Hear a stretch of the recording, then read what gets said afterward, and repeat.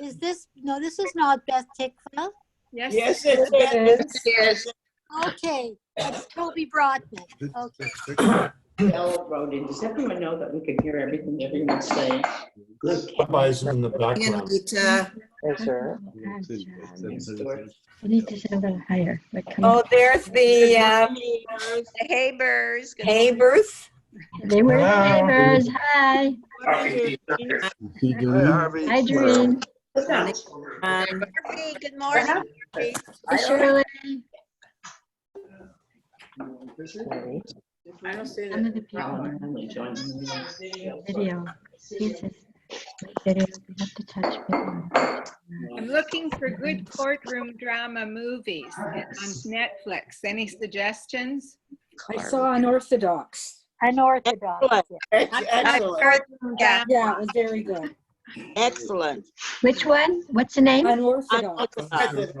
Yeah, it's quite different than the book, but it's good. It said. I saw her laugh. Can I comment? If you want criminal, criminal UK, criminal Spain, criminal Germany are very good. They're interrogations. What's the Okay. name, Shirley? Say it again. Okay, criminal UK, criminal Spain, criminal Germany. They are interrogations. They're very, very well done. Oh, Spain one, and the Germany. The Rabbi at. Music is Silence, but it's a true story about Andrei Bocelli. So good. What's the name again, Simone? Say it again. Music is Silence. Great. Is that on Netflix? Is that on Netflix? Yes, it is. Netflix, yeah. Thank you. Okay, everyone, good morning. Good morning. Good morning. Good morning, Rabbi. Good to see you all. 65 שבעו.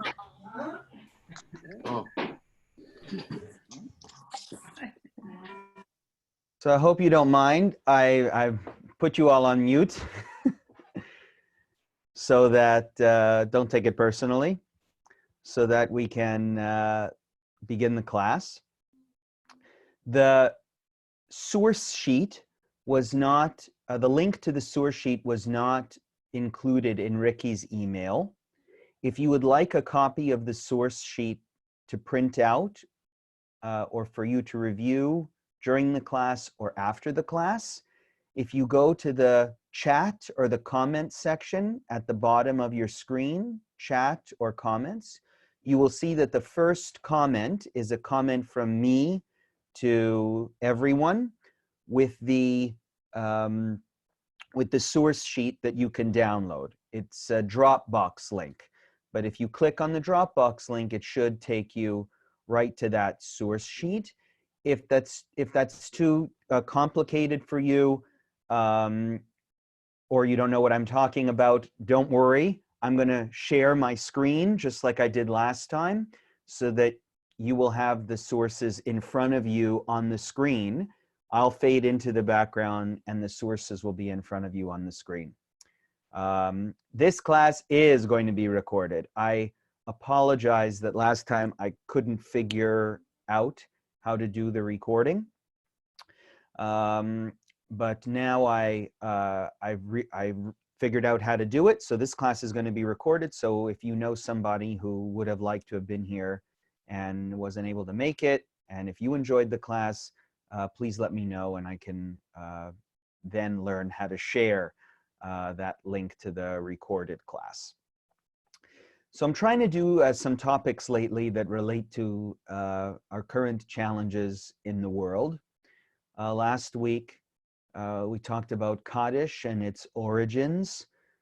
We were enlightened about its historical development, how Kaddish became what it became, and also how the rabbis were very skeptical, modern rabbis particularly, were skeptical of Kaddish and what it had turned into. Today, the class is about theodicy. Theodicy is the fancy title that we give to the study of why bad things happen in the world from a theological context. So why God allows bad things to happen in the world. And the class is simply called Why Is This Happening? And we could honestly, I want to say two things about the topic before we begin. First of all, we could go on and on about this topic. We could have a class every week with thinkers all the way from the biblical period up until the modern day, particularly in the post-Holocaust period, that try and explain and understand how we are to interpret bad events that are happening around us. What I've tried to do in this class is actually stay away from many of the modern thinkers and ask you to be the modern thinkers. That is, today we're going to focus more on the classical Jewish sources, mostly the rabbinic sources. It's the rabbinic sources and not the biblical sources, because the Bible has a very complicated theology when it comes to evil. Well, in a sense, it's actually not very complicated. It's very straightforward. The Bible always sees bad events happening in the world as tied to specific failures, usually on the part of the Jews. So if something bad is happening, someone did something. And not only do they say someone did something, but because the Bible speaks in the voices of the prophets are able to figure out instantly what the problem is that caused these terrible events. So we who are not prophets don't gain a lot of insight from looking at the Bible's explanations of why bad things happen in the world, because we just don't have the prophetic abilities that they used to have, or that some people used to have back then. The rabbinic sources are much more helpful, because the rabbinic period, prophecy had ended.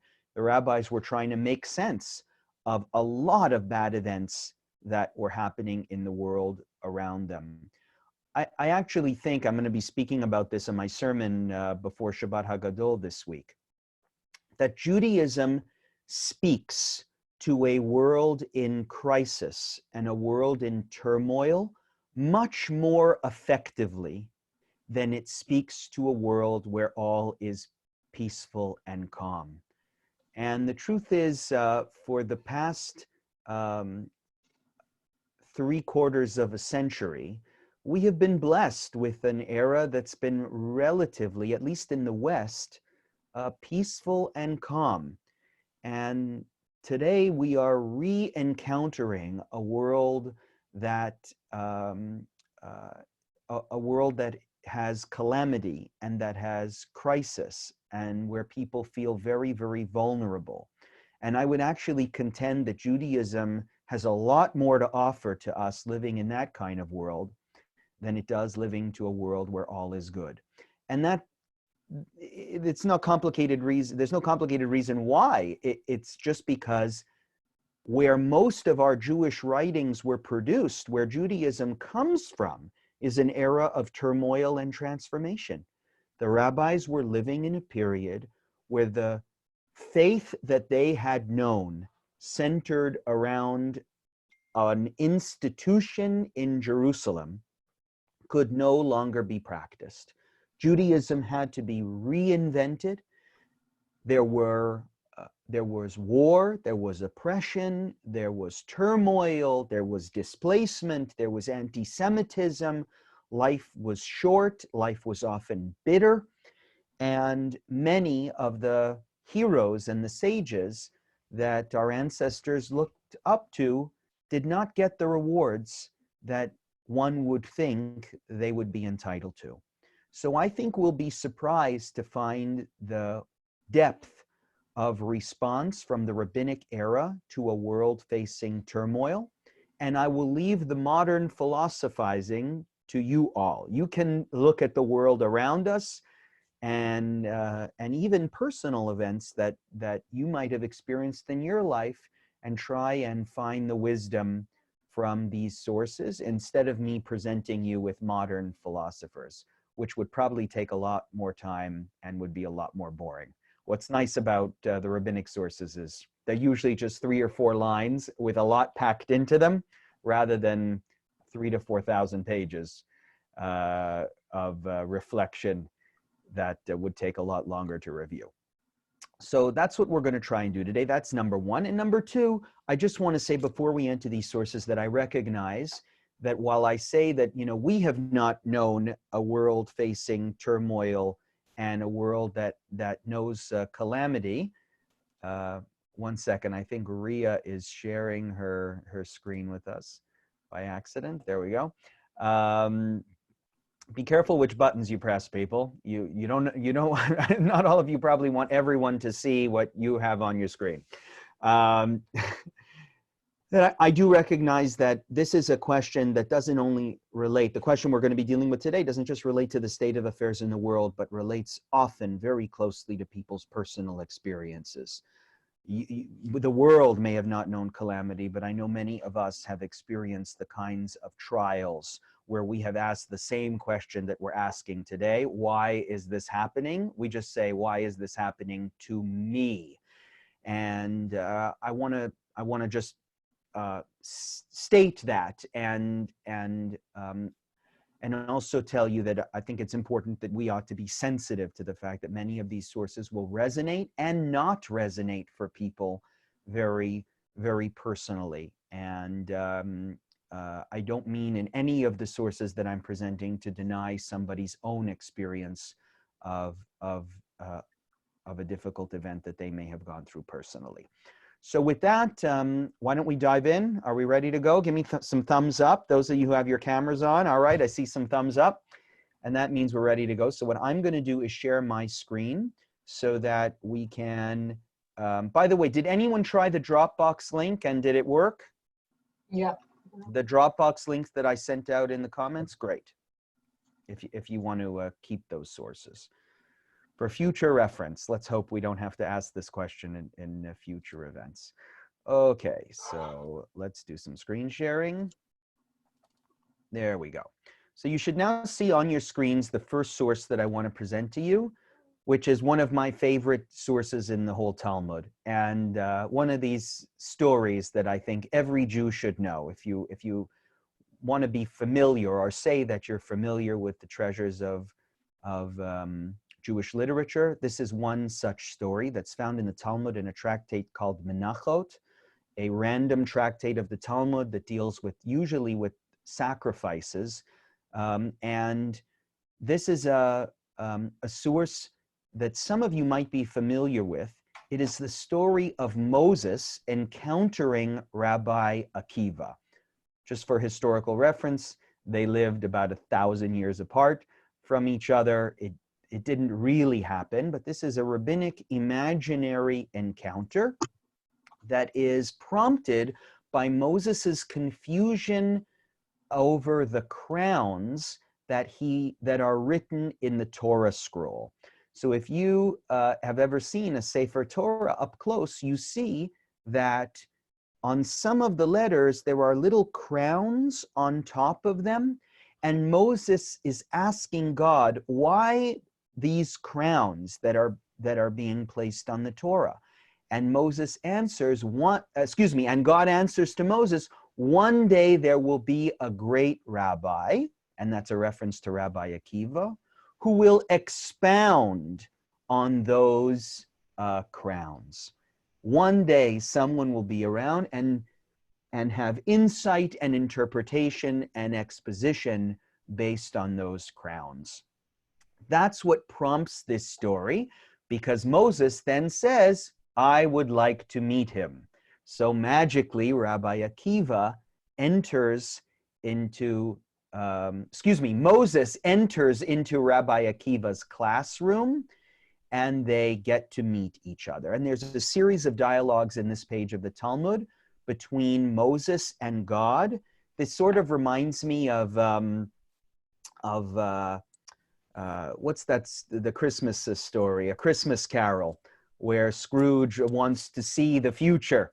And so this is like the ghost of Moses' future encountering Moses' past, because Akiva is sort of the Moses of the oral law, like Moses is considered to be the principal deliverer of the written law.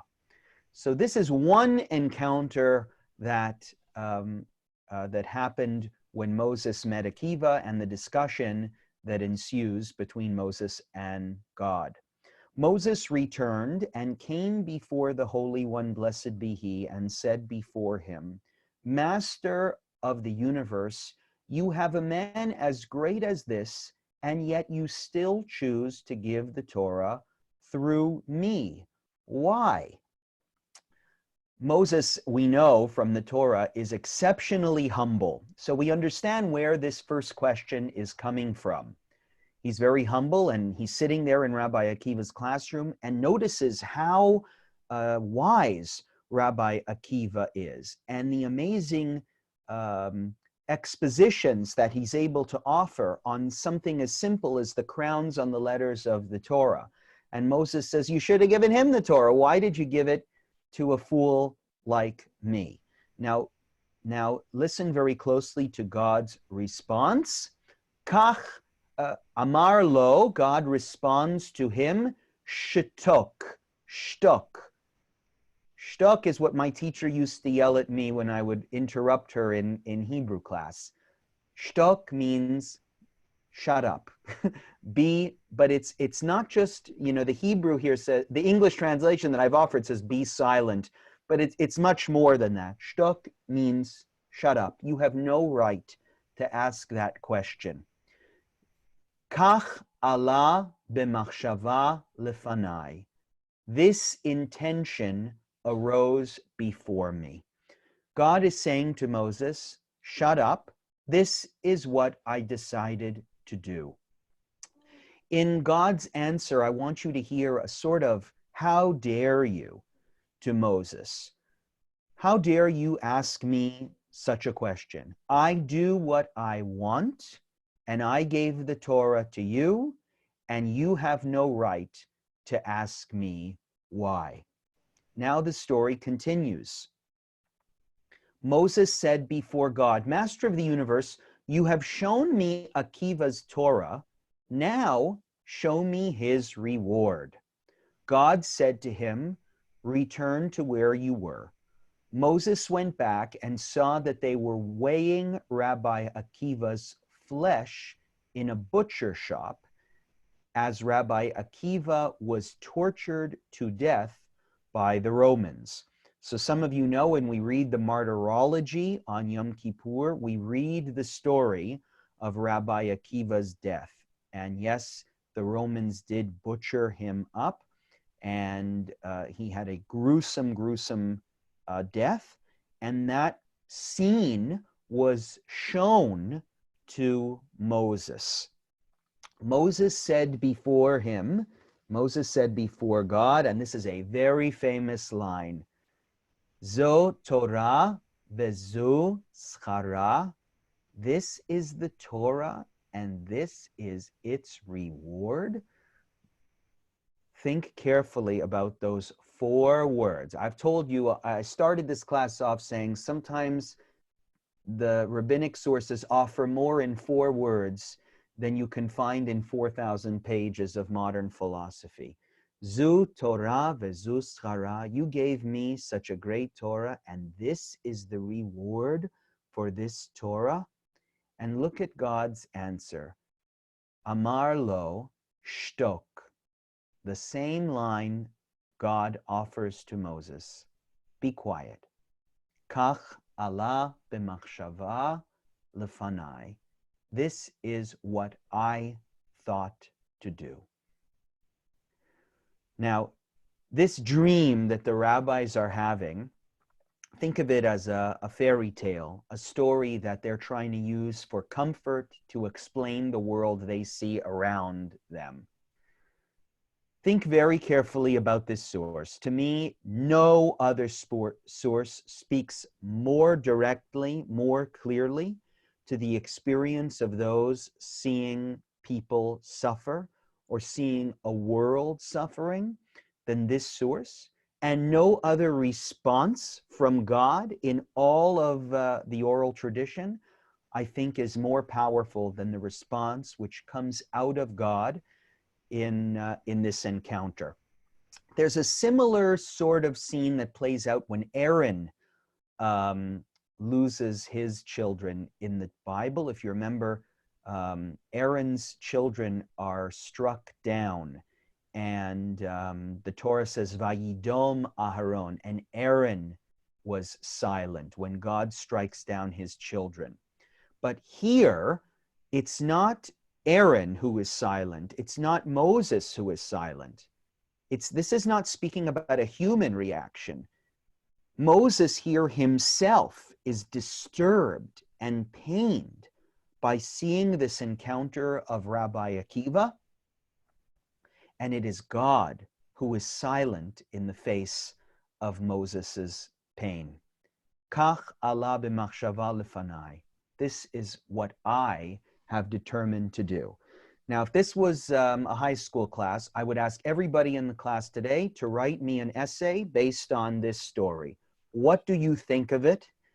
Explain whether this story comforts you or disturbs you. I want to this isn't that high school class, but I really love this source so much because I think it's possible to expound upon it in those kinds of ways. And I frankly could end this class now if I just wanted to leave you with a thought about how Jewish sources answer this question about why bad things happen in the world. And you see that for 2,000 years, we have been screaming this question. And unfortunately, whether God says so himself with words or not, we get the message, Shtok, kach ala b'machshava lefanai. How dare we ask? What right do we have to ask? This is just what God decided to do. So this is going to be the first of a series of sources that we're going to look at today that are going to say that the proper response towards suffering is silence. That coming up with explanations or people to blame for what's going on in the world is not correct.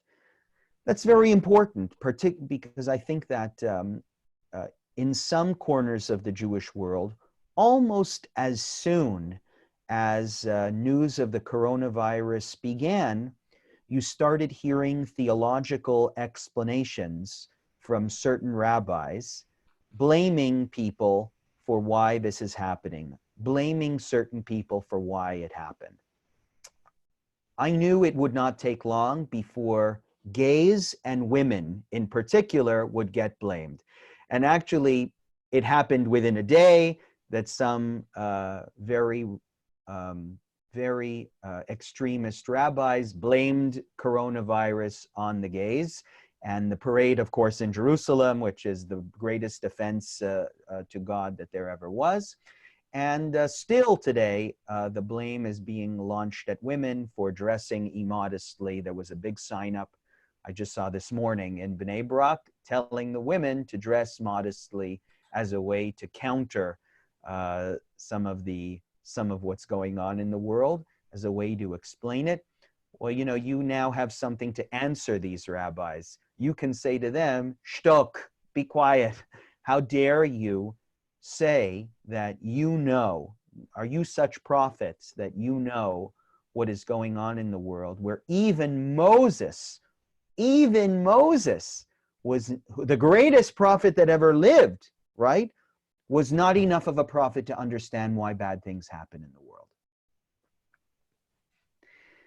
And 13 years ago, when Katrina happened, the rabbis were particularly, again, certain rabbis in certain circles were particularly quick to blame things they didn't like, to blame phenomena that they didn't like for what had happened in Katrina. The reason is because New Orleans is known as the city of, or a city of sin. So it was easy for them to say, well, of course this hits Katrina. of course Katrina hits New Orleans. It's a city of sinfulness, and that's God's message. By the way, this wasn't just Jews. Evangelical Christians are also quick to claim their prophetic abilities and immediately pinpoint why these bad things are happening in the world. So in response to some of the blame for Katrina on phenomena that rabbis didn't like, Rabbi Emanuel Feldman wrote this piece in Tradition magazine, which is a magazine devoted to Orthodox thought. Unfortunately, it didn't photocopy well in the sources, so I'll read it for you. But he wrote this satire that I thought I would share with you. It's really the only modern source we're going to look at today, but it's sort of a satire on people who try and explain why bad things are happening. Is New Orleans destroyed?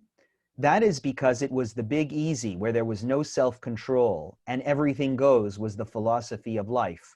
So God unleashed a hurricane that was out of control, and the Big Easy became the Big Uneasy. It was a clear case of measure for measure.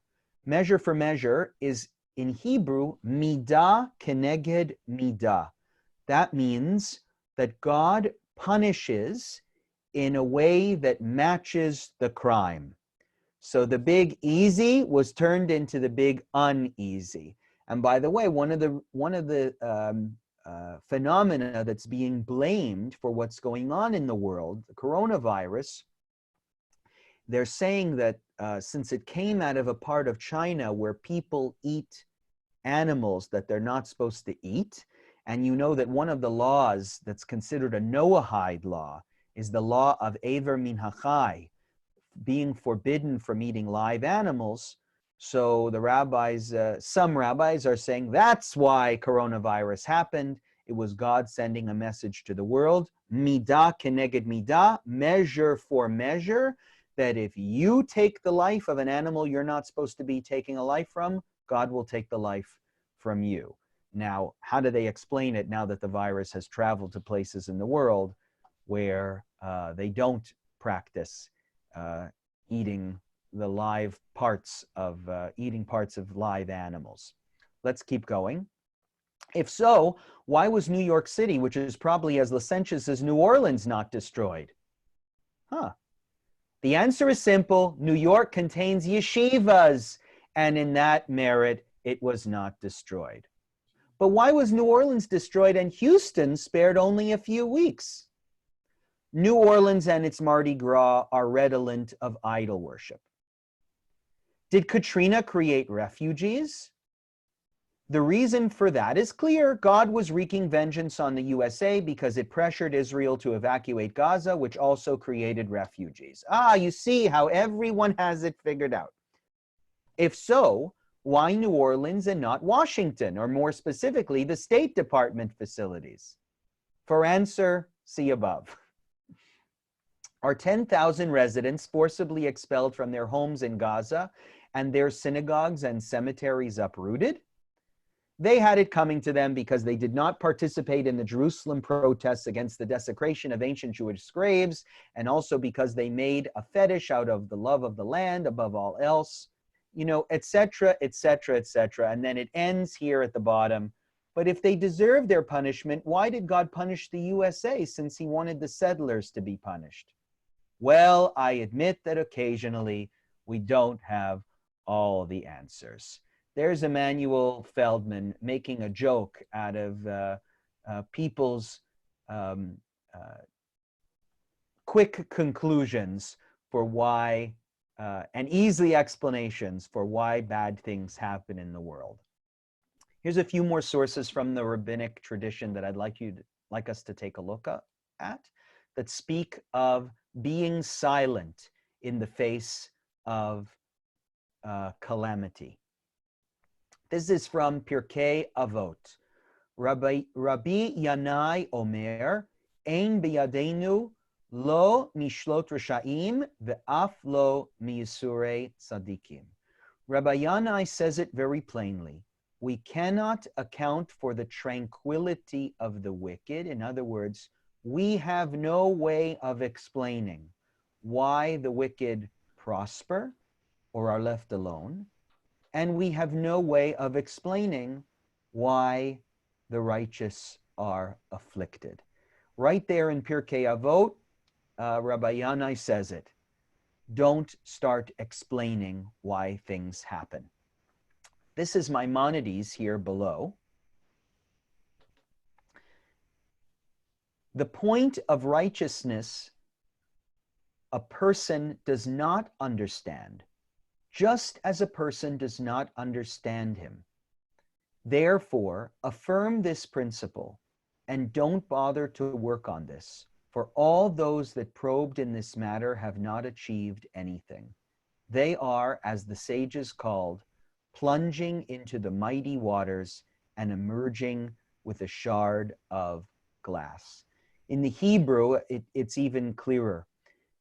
Maimonides, who is a philosopher, is saying, you cannot understand why certain things happen in the world. God did not give us that ability.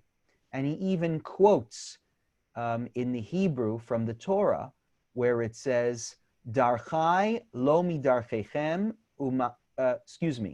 it's here in the Hebrew, Ki gavohu shamayim ma'aretz, the same distance from the earth to the heavens, Kain gavu darchai midarkechem. That's the same distance between understanding how we work and understanding how God works. You would need to bridge the same gap between bridging the heaven and the earth. When you build that bridge, then you can figure out how God works. Umachshavotai mimachshavotechem, the same for my thoughts and the thoughts of man. And so Maimonides says, you are plunging into the mighty waters and emerging with a shard of glass. In other words, you have this ocean of God's knowledge. You will never find anything close to what it might to what could be revealed. You will never find what you're looking for. That's how complicated it is for us to understand the way the world works. And I think this is the way I've helped some people in moments of crisis in their own lives, not by answering the question, but by understanding with them that the way the world works is beyond our understanding.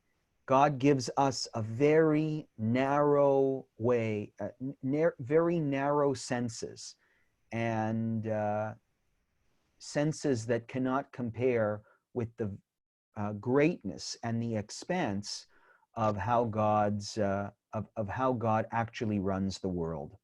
This is also, by the way, an important teaching of Kabbalah. In Kabbalah, the first lesson you learn is 99.99% of the world is completely invisible to human eyes. And by the way, just think about this invisible virus, right? Which is real and wreaking havoc, and yet we don't have the senses to perceive it without the use of microscopes upon microscopes upon microscopes. So most of the world is invisible to us, like the oceans are invisible to us, and if we plunge, we emerge with nothing. Can someone read this next source for me in Bava Metzia? Linda, are you okay reading this? Sure. Okay. How so? If one is a penitent, another may not say to him, remember your earlier deeds. If one is the child of converts, another may not say to him, remember the deed of your ancestors. So this source in Bava Metzia is an explanation of a principle that says one may not remind a person of their past. If someone had a challenging past, you're not allowed to remind them of it. So here it says, if you're a penitent, if you're a Baal Tshuva, don't ever say to him, Zechor ma'asecha harishonim.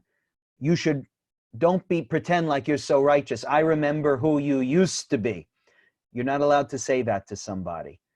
If one is the child of converts, don't ever say to him, remember the deeds of your ancestors. By the way, some of you know you're not supposed to call a convert.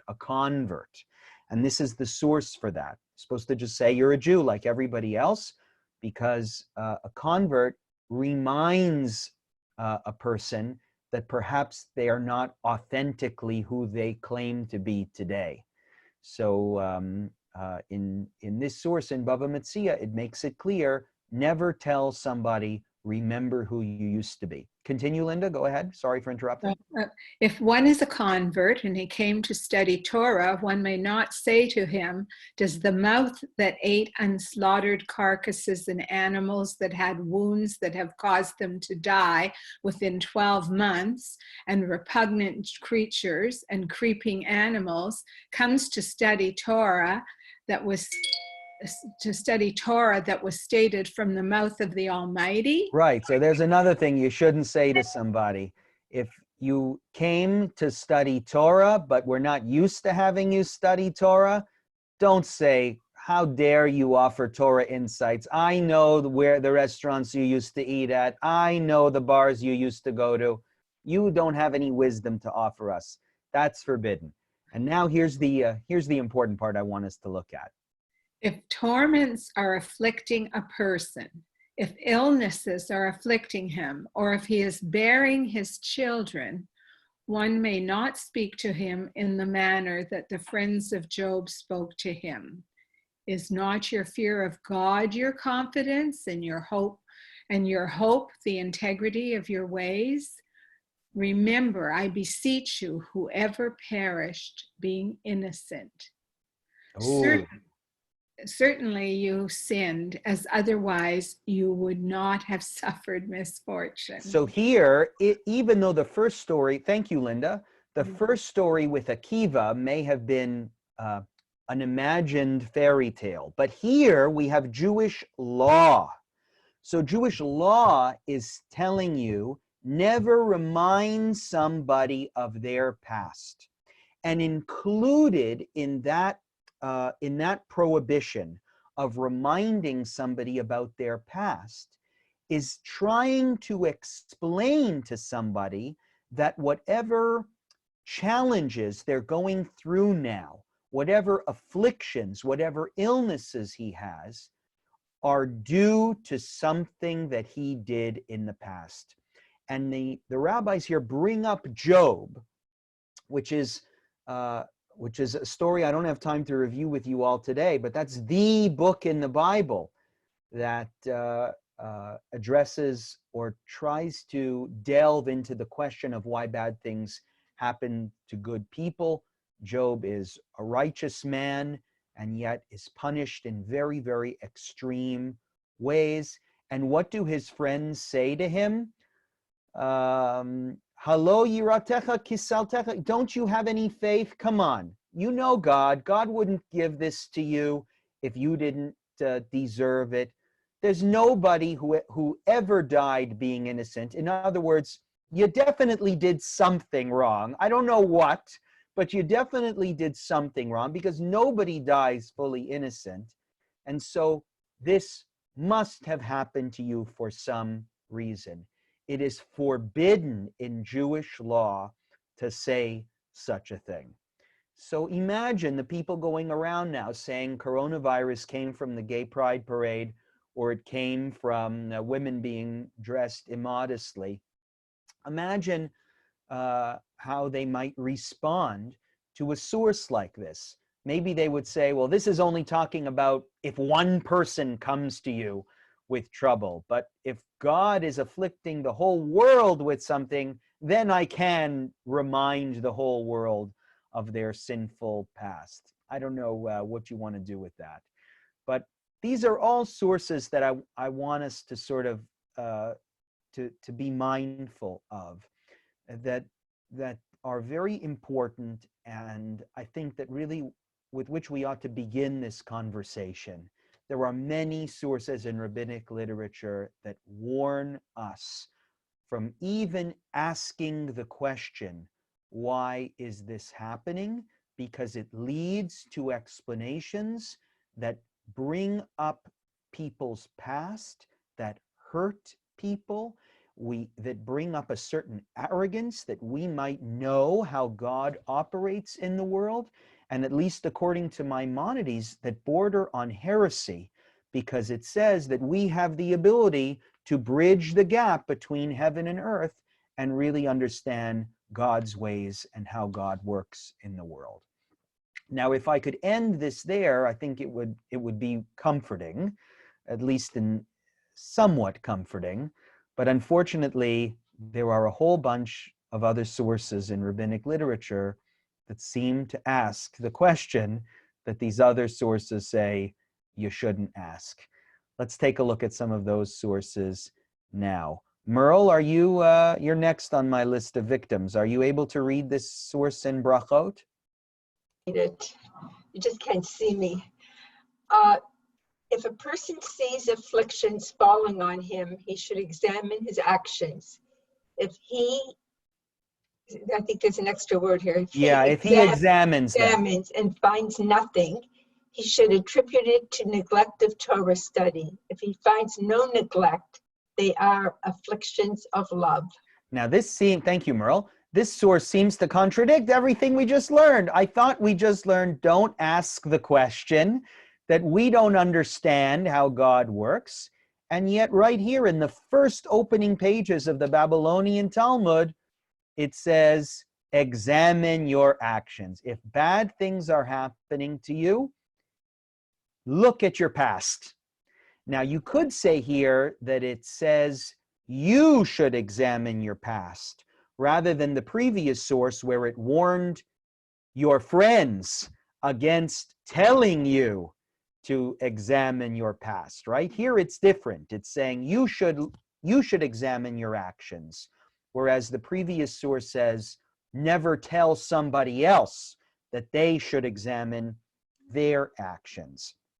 And the blame here first is to look at maybe whether you did something wrong or hurtful to someone else and you deserve this punishment. If you find nothing, the rabbis have a great cop out here. They say, yitle bevitul Torah, blame it on your lack of Torah study. Why is it a great cop out? Because there's nobody who's studied enough Torah. You can always blame, I should have studied Torah more. I doubt anybody would say, but I did study Torah at every free opportunity that I got. Everybody can say, well, there was once a time when I probably should have studied and I didn't, so I'll blame it on that. However, there seems to be somebody who did study Torah at every free moment he had, because the concluding explanation offered in this sugya of the Talmud is, if you can't blame it on bitul Torah, on Torah study, they are afflictions of love. Yisurin shel ahava. And the quote here is, Ashrei hagever asher teyasreinu ya. Blessed is the one, or happy is the one for whom God punishes, or for whom God chastises. Happy is the one who God chastises. This is a very, very complicated and controversial term that I think we shouldn't be afraid of encountering. Something worth thinking about, at least uncomfortably, what the Talmud means when it says Yisurin shel ahava, afflictions of love. I sort of think of it, when I think of this scene, the first thought that comes to my mind is Tevye, who screams at God, what can't you find, you remember in the opening scenes where his horse is lame, and so he's carrying the milk carts around, and he screams at God, can't you find somebody else to pick on? Tevye does not see all of the challenges in his life as God abandoning him. He sees these challenges as God picking on him, almost with a sense of love, with a sense of relationship. Other thoughts that might come to mind that I've heard people explain, that sometimes God has a lesson to teach, and the lesson is really a loving lesson. It just needs, it just cannot be conveyed without some suffering. And so the suffering is not really because God is abandoning you or punishing you. God is rewarding you, but you have to suffer through that reward. That's one way that that's another way I think we can understand Yisurin Shel Ahava. But I encourage you to be uncomfortable with that expression, what it means. God lovingly causes us to suffer. But at least understand what the rabbis are talking about. They're speaking about, I think, something that any parent can relate to. Sometimes the way to show love to children is to withhold something from them, because you have long-term goals. Maybe it's their growth, maybe it's their intellectual development, and that means sometimes they have to experience pain. I think that's what the rabbis are getting at with Yisurin Shel Ahava. Sometimes what you think is a punishment is not a punishment. There's the first source. Who else can I pick on who can now read Maimonides' contradiction of himself? Joe Haupt, I see you. I see your forehead in the camera. Are you able to read this source for us in the Laws of Fasting? Yes, I can. Okay. So Maimonides said, these things are ways of repentance, so that when a difficulty comes upon you, you shall call out knowing that it is caused by your evil actions.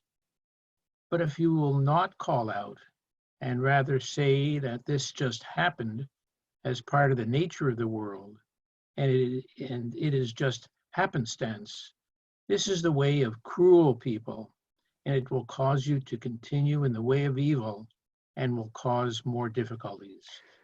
Now, Maimonides really seems to be contradicting himself here. Just on the last page, Maimonides said,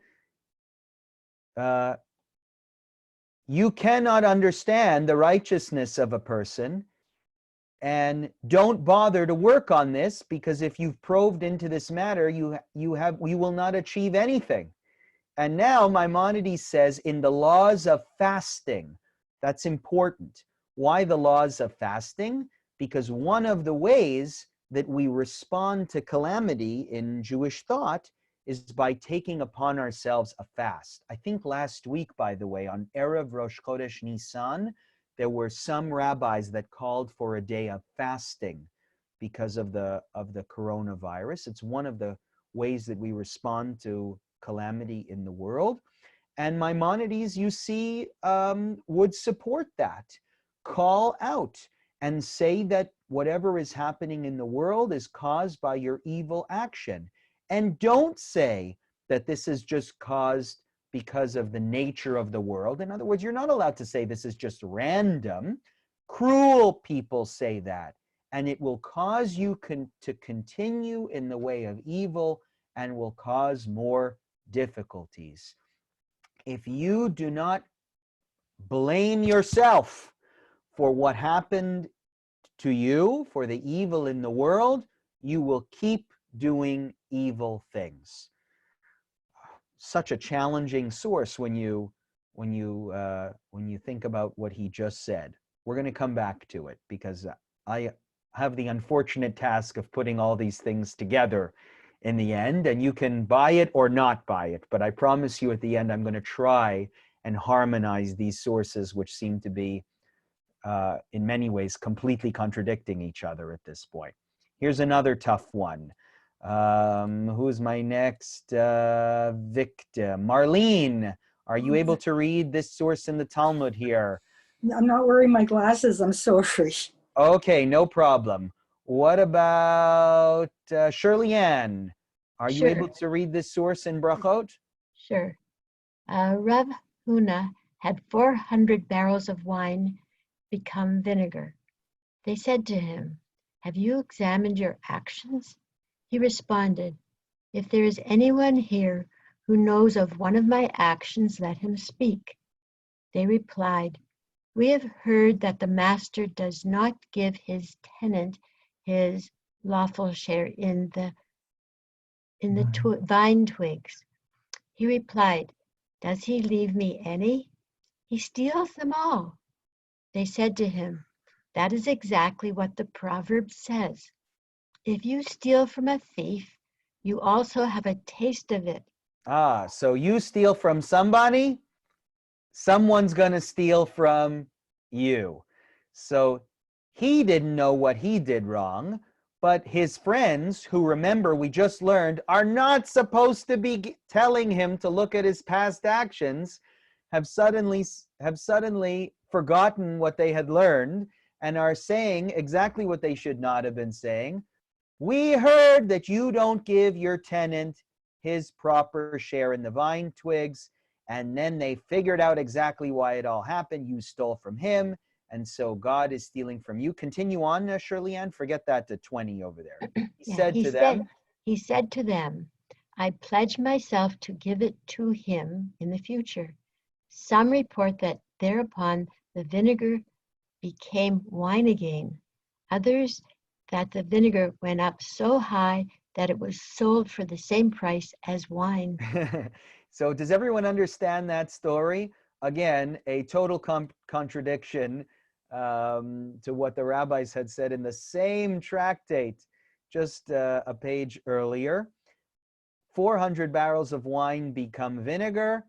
His friends figured out exactly what he did wrong. He was stealing from his tenant.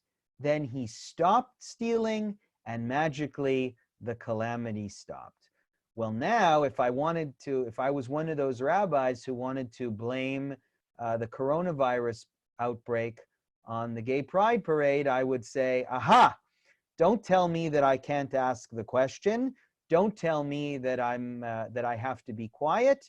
I have a source here that says that we should examine our deeds, and I think that it's the parade that caused this, and if we just stopped the parade, the coronavirus outbreak would stop too. Let's look here now at this source from the Torah. Let's skip this one and go to this one in Brachot. My next victim will be Ellen. Ellen, can you read this? Yes. Okay. Moses requested to know the ways of God, and God gave it to him as it says, which means, "God, why are there some righteous that you are good to, and some that you are not? Some evil ones who you are good to, and some that you are not?" So now, thank you, Ellen. So where is this commentary coming from? It is coming from these verses in the book of Exodus, where Moses asks to see God's face. "And now, if I have indeed found favor in your eyes, pray, let me know your ways so that I may know you." Now, what does that mean when Moses says to God in the Torah, "I want to know you"? So the Talmud says what Moses wanted to know was why the good prosper and why the why the good suffer and why the evil prosper. And look at what God's response is to Moses and how it actually fits. In these verses in Exodus, God responds, "I shall make my goodness." The word in Hebrew is tuvi, my tov. Even though these verses, it sounds like Moses wants to know just in general God's ways, God's response here is, "I will make my tuvi, my goodness, pass before you, and I shall call out with the name before you. I shall show you favor when I choose to show favor. I shall show mercy when I choose to show mercy. And God said, you will not be able to see my face, for no human can see my face and live. This final source in the Talmud explains that story in Exodus. Moses wanted to see not what God looked like, but why the evil prosper. That was Moses's question. And God said, I'll show you for a second. I'll let it pass by before you. But the truth is, if you really saw how I run the world, you would not be able to live. So this prompts Rabbi Feldman's comments here in italics.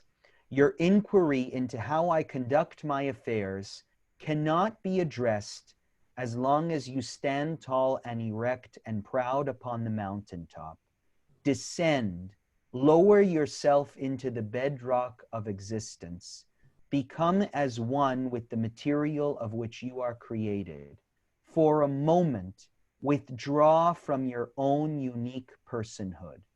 And then, as a second stage in your comprehension of my essence, I will cover your eyes. For only as your eyes are covered, so that you know that you do not perceive anything, only then will you be able to discern a hint of my blinding shadow as it passes by.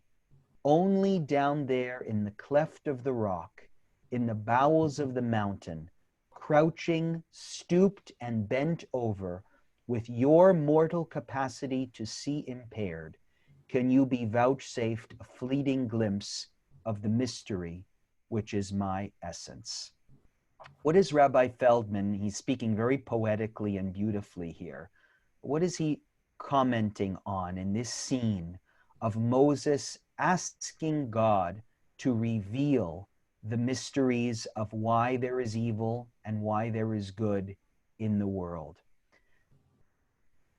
According to Feldman, God is telling Moses that from the vantage point of someone standing upon a mountain, tall and erect, in other words, when you think that you're God, when you're standing up here on my level, you won't be able to figure this out. Descend, lower yourself, understand that you are part of a fabric of the world that is temporary and random and weak and fleeting. And then when you cover your eyes in just a moment, you might understand a little bit about how small you are. I take this source and relate it to the way that I open this discussion. That Judaism has much more to offer a world humbled by calamity than it does a world that is peaceful and prospering. For the past maybe 3/4 of a century, we have been, for the most part, standing tall and erect and proud on the mountaintop, and asking these questions and expecting an answer in a way that I think Moses was standing on that mountain asking God to show him his ways. Now we've descended. We're encountering again the bedrock of existence. The material with which we are created. In other words, we're more in touch today, seeing the scenes taking place in hospitals around the world, with our finite nature, with the precariousness of life. And if we close our eyes for a minute, that doesn't bring us further away from God. It actually brings us closer. That's what Feldman is saying. Crouching, stooped, bent over, we get a fleeting glimpse of the mystery, which is what God is. Now, how do I take all these sources and put them together? Sources that, on one hand, forbid us from asking the question, and sources where the question is asked and sometimes is answered, and where actions are changed and everything is smoothed over. So I'll give you my 2 cents, how I put these things together. I think the rabbis definitely are aware that there are some questions to which there are no answers. And asking them and pretending that we know the answer borders on heresy, as Maimonides says. It is to say that we're prophets. It's to say that we understand God. And that makes no sense. And only causes people pain and brings about more suffering. And according to that last source on the first page, is forbidden. On the other hand, there is some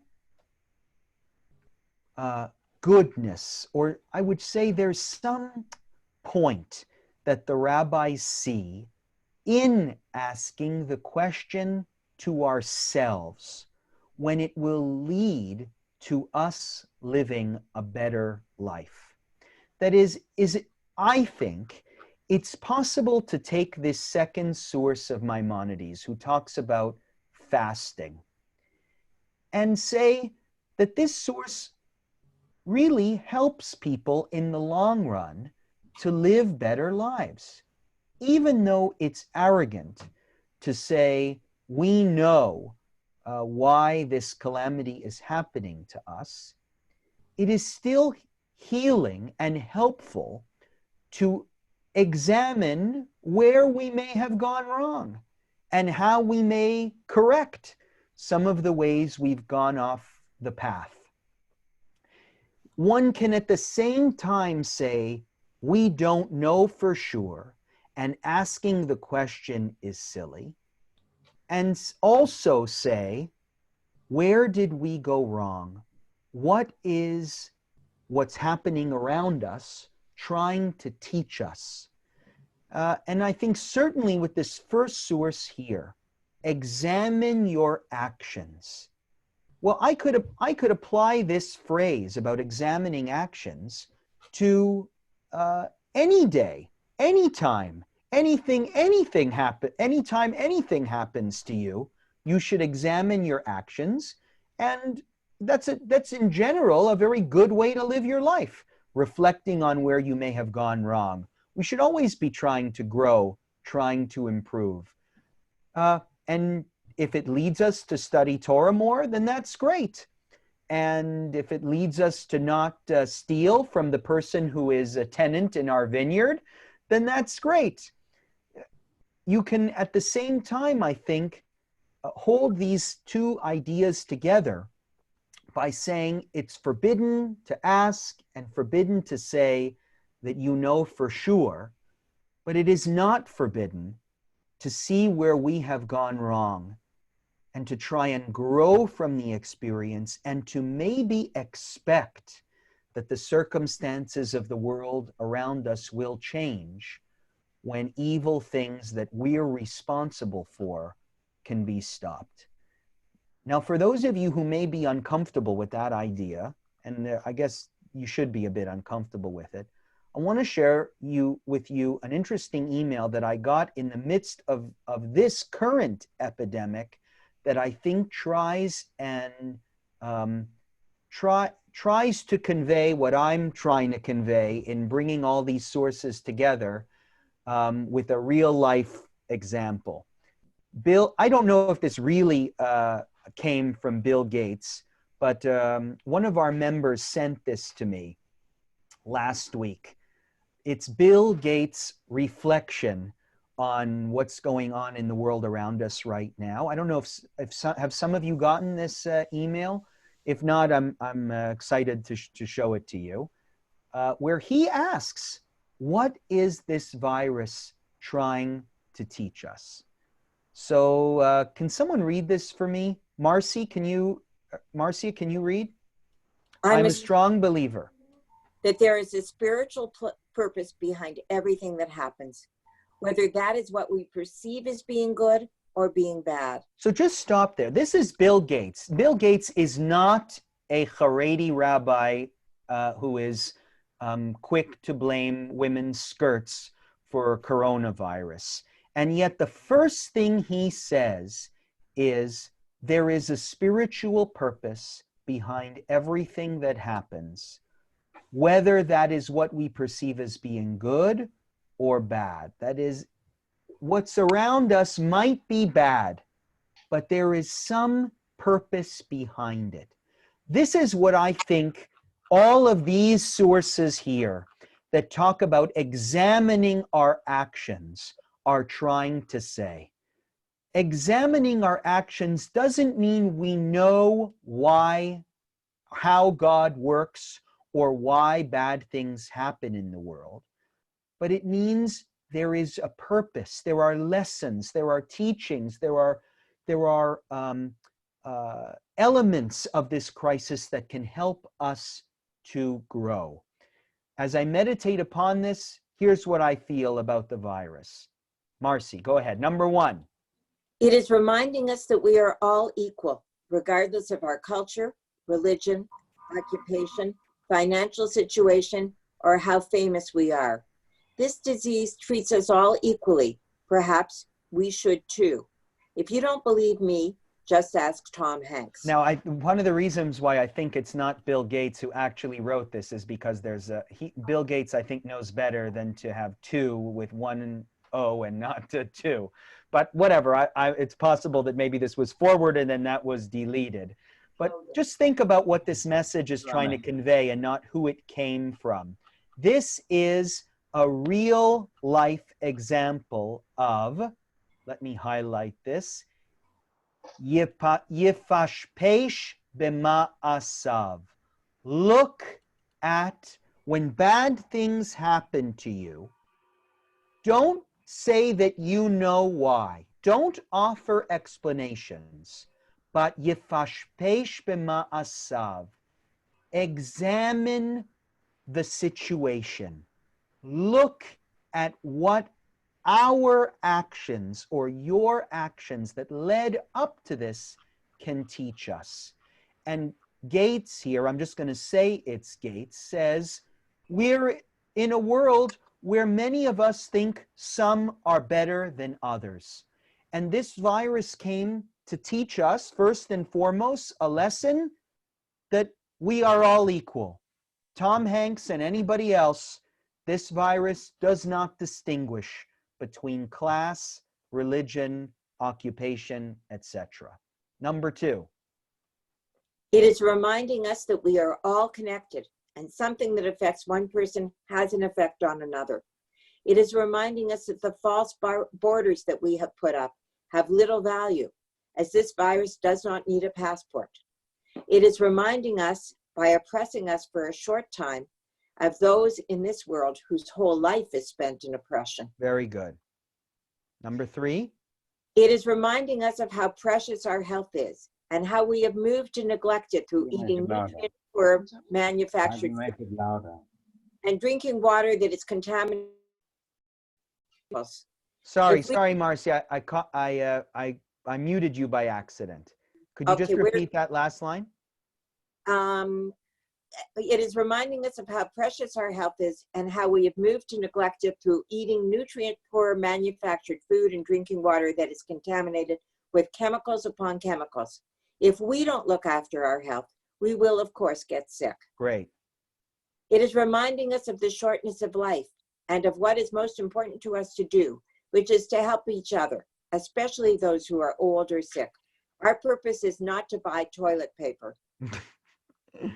Are you okay? Are you okay keeping? No problem. I have a few more. It is reminding us of how materialistic our society has become, and how, when in times of difficulty, we remember that it's the essentials that we need: food, water, medicine, as opposed to the luxuries that we sometimes unnecessarily give value to.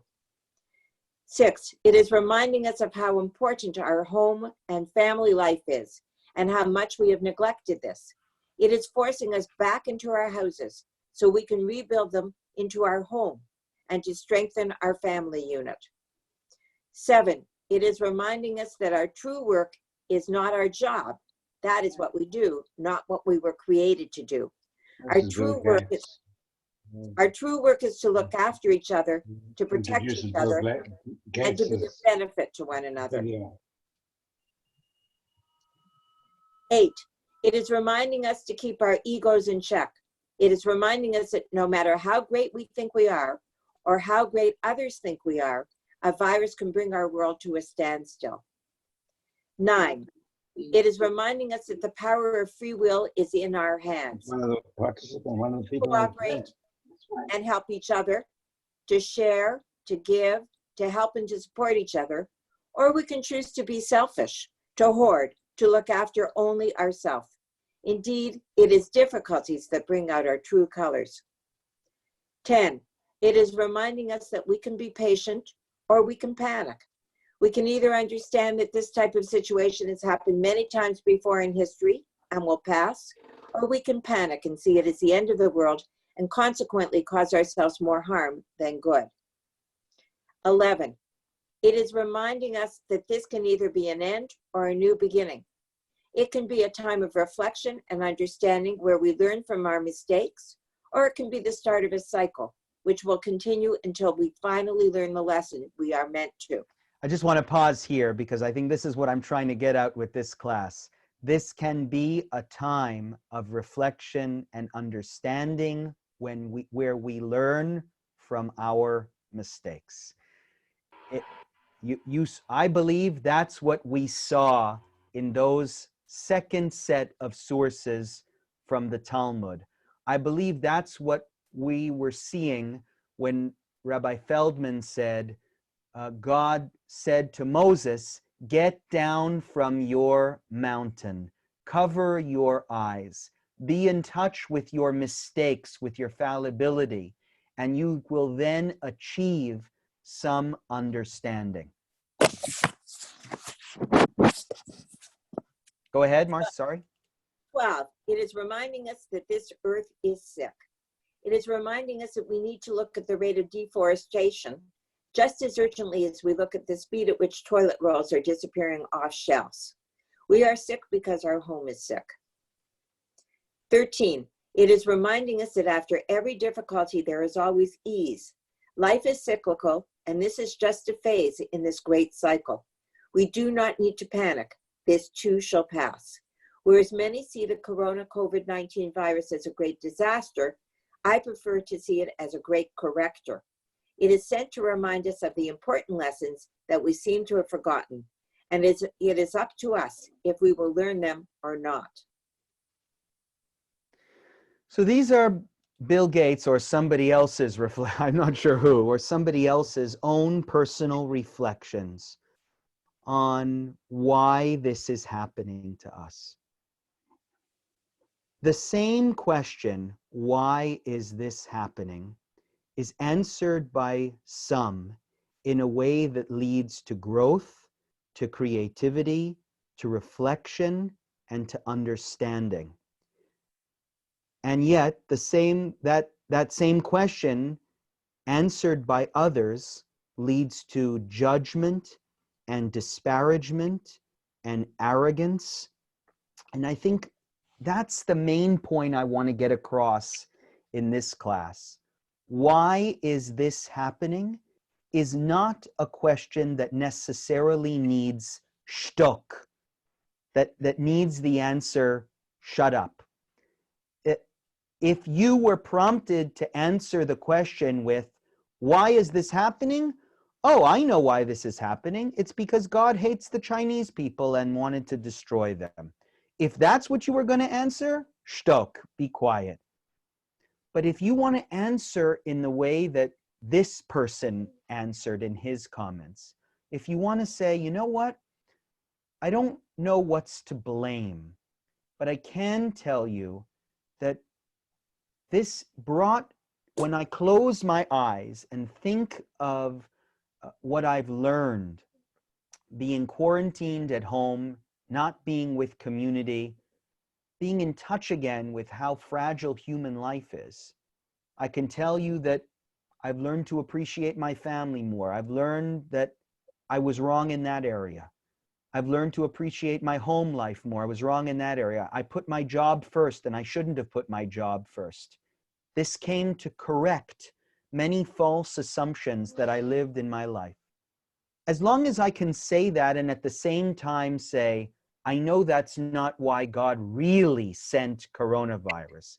It wasn't to teach Rabbi Grover a lesson about home life. But I still can be yifashfesh ma'asav. I can still use this to think about its lessons. I think that it's possible to achieve some synthesis between all of these sources and to find, I think, within the Jewish response to tragedy, a lot of wisdom. Those who try and explain and blame are told shtok, but those who try and learn from past mistakes to use challenging experiences for personal growth, those ones are not told to be quiet at all. They are encouraged and they are praiseworthy. And I think we would all do ourselves a favor to look at the events that have been happening to us in the past few weeks and to maybe write our own list of, if God was trying to send me a lesson, what lessons have I learned? And there's nobody, I think, who can say that this hasn't taught them something, that because of this dramatic change of our life, they have achieved zero insights at all. I wouldn't believe that for a second. I think we've all learned something. And then I think we can say, as Bill Gates says in his email, that we will have been grateful for going through this in some sense. So I thank you all for your attention. I hope this was enlightening in some way. And again, if you know somebody who would have liked to have participated and missed the class, I'm happy to share the video and the sources. Yes, you could. So be well, everybody. And we should at least say we've learned enough. We don't have to keep experiencing this to keep learning. A good few weeks was enough of a lesson so we can quickly get back to life and hopefully live a better life, knowing everything that we have, that maybe we weren't as appreciative as we should have been before. Knowing everything for which we should have been more appreciative. I think I got that right. Yeah, okay. Can you send that email for Bill Gates' email to us? Yeah, well, you can download it. It's in the sources. So if you open up the chat, the first source, the Dropbox link, you can click on it and it's right there with all the rest of the sources that we went over today. And if you can't click on the link, or if it's not working, feel free to send me an email and I will send that to you. Take care, everyone. Have a great day. Thank you. You too. You too.